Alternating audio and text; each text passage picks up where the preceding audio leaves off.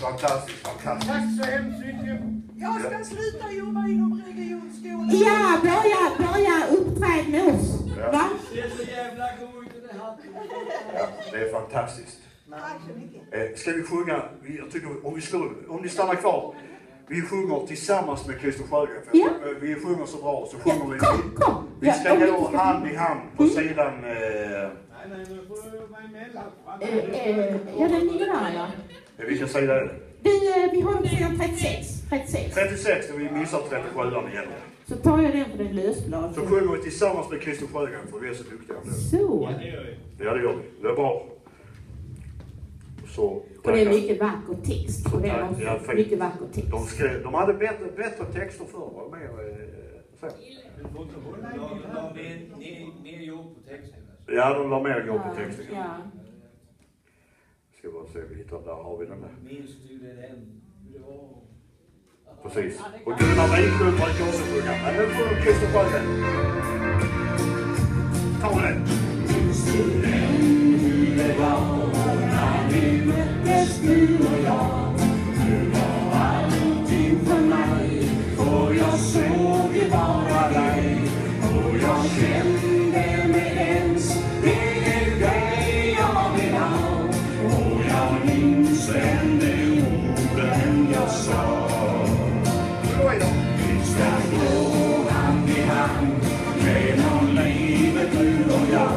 Om det händer ibland att vi ledsnar någon dag, ska vi trösta varann. Det är så det ska vara. Vi ska gå hand i hand, du och jag. Jag kan se än idag hur vi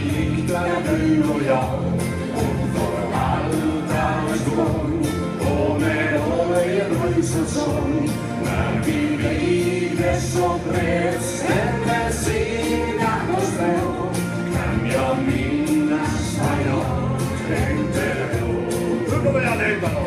Vi ska gå hand i hand genom livet du och jag. Om det händer ibland att vi ledsnar någon dag, ska vi trösta varann. Det är så det ska vara. Vi ska gå hand i hand, du och jag. Lite mellanspel.